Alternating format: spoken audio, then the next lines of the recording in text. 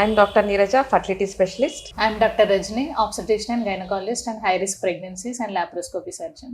ఇప్పుడు చాలా మంది నార్మల్ వెజినల్ డెలివరీ ప్రిఫర్ చేస్తున్నారండి. నార్మల్ వెజినల్ డెలివరీ ఇంత ముందు డేస్లో చాలా పెయిన్ఫుల్ ఉండేది. ఇప్పుడు మనకు ఎపిడ్యూరల్ అనాల్జీసియా పెయిన్లెస్ డెలివరీ వచ్చిందనమాట. అది మేడం వర్డ్స్లో తెలుసుకుందాం. రజని, ఎపిడ్యూరల్ అనాల్జీసియా ఏంటి, ఇండికేషన్స్ ఏంటి చెప్పండి. యూజువల్గా ప్రీవియస్ ఇంతకు ముందు అయితే పెయిన్స్ భరించే వాళ్ళు, డెలివరీ చేసుకునే వాళ్ళు, బట్ ఇప్పుడు ఎవరు పెయిన్స్ భరించడానికి రెడీ లేరు. వాళ్ళకంటే ముందు వాళ్ళ పేరెంట్స్ ఇన్లాస్ వాళ్ళు రెడీ లేరు. సో పెయిన్లెస్ డెలివరీ అనేది ఇప్పుడు చాలా కామన్గా చేస్తున్నాము.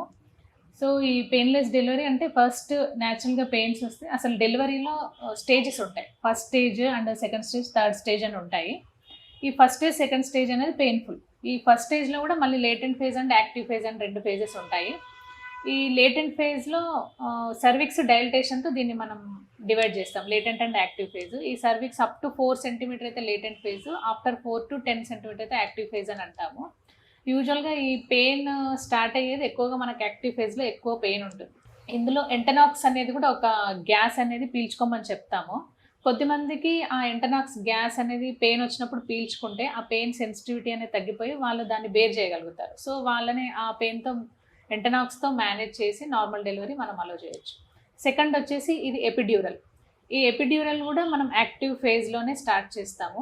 ఫస్ట్ ఏం చేస్తామంటే స్పైనల్ కార్డ్కి ఎపిడ్యూరల్ అనే ఒక లేయర్ ఉంటుంది. ఆ లేయర్లోకి మనం ఇంజెక్ట్ చేస్తాం, నీడిల్ ఇంజెక్ట్ చేసి దాని ద్వారా బోలస్ ఐవి ఇంజెక్షన్ ఇస్తాం. బోలస్ ఇస్తే అది ఒక మనకు 4 hours వరకు పనిచేస్తుంది ఎపిడ్యూరల్ ఇంజెక్షన్. అంటే వీళ్ళకు న్యాచురల్గా కింద ద్వారం అనేది ఓపెన్ అవుతుంది, బేబీ కూడా కిందకి దిగుతుంది. ద థింగ్ ఏంటంటే ఓన్లీ ద పెయిన్ సెన్సిటివిటీ అనేది తగ్గుతుంది, కాబట్టి వాళ్ళకి పెయిన్ అనేది తెలియదు. సో ఈ 4 to 5 కొద్దిమందికి డెలివరీ అనేది మనకు 10 hours, 12 hours కూడా పడుతుంది. ఈ 5 hours అయిన తర్వాత మళ్ళీ వాళ్ళకి మనము డ్రిప్ కనెక్ట్ చేసి డోసును అడ్జస్ట్ చేస్తూ ఇస్తూ ఉంటాం అనమాట. బట్ థింగ్ ఏంటంటే ఈ ప్రాసెస్ అంతా కూడా under anaesthetist and gynaecologist monitor చేస్తూ ఉండాలి. ఒక నర్స్ కూడా ఉండాలి. అంటే ఎంత డోస్ వెళ్తుంది, ఆ డోస్ ఇచ్చినప్పుడు మదర్కి ఏమైనా కాంప్లికేషన్స్ వస్తున్నాయా, లైక్ కొద్దిమందికి షివరింగ్ వస్తూ ఉంటుంది, బీపీ తగ్గుతూ ఉంటుంది, హైపోటెన్షన్ వస్తుంది mother side. And baby side fetal distress అంటాం, బేబీ హార్ట్ బీట్ అనేది తగ్గొచ్చు. సో ఇలాంటివి ఏమైనా ప్రాబ్లమ్స్ వస్తే మనం అనస్థీషియా అనేది, అనల్జీసియా అనేది స్టాప్ చేసేసేయాలి. సో అలా మానిటరింగ్ చేస్తూ దిస్ ఈజ్ మస్ట్ అనమాట. కంపల్సరీ మానిటరింగ్ అనేది ఉండాలి, పేషెంట్ కోఆపరేషన్ కూడా ఉండాలి. ఉంటే మనకి ఫస్ట్ స్టేజ్ అనేది ఇక్కడతో అయిపోతుంది, 10 సెంటీమీటర్ డైలటేషన్ వరకు అయిపోతుంది. తర్వాత సెకండ్ స్టేజ్లో మదర్దే ఎక్కువ ఉంటుంది. మనకి మదర్ కాంట్రాక్షన్స్ మనం మానిటరింగ్ చేస్తూ మదర్ని పుష్ చేయమనాలి. పుష్ చేసినప్పుడు సో బేబీ అనేది డెలివరీ అవుతుంది.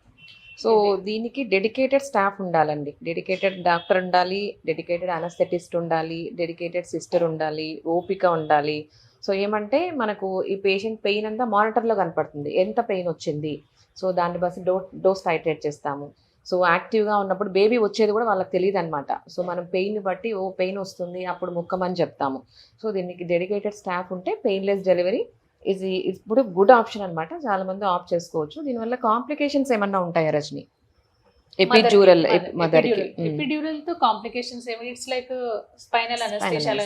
ఇంకా అడ్వాంటేజ్ ఏంటంటే ఇన్ కేస్ ఎమర్జెన్సీలో సిజేరియన్ చేయాల్సి వస్తే కూడా ఆ ఎపిడ్యూరల్ నే ఇంకొంచెం డోస్ ఇచ్చేసి మనం డెలివరీ చేసుకోవచ్చు. కాంప్లికేషన్స్ అదే సైట్ లో ఆ ఎపిడ్యూరల్ నీడిల్ తోనే మనము డైరెక్ట్ గా ఒకవేళ సిజేరియన్ పోస్ట్ చేయాలనుకుంటే డైరెక్ట్ గా ఈజీ అయిపోతుంది అనమాట. ఇంకా మనకు టైం టేకింగ్ అంతా తక్కువ అవుతుంది అనమాట.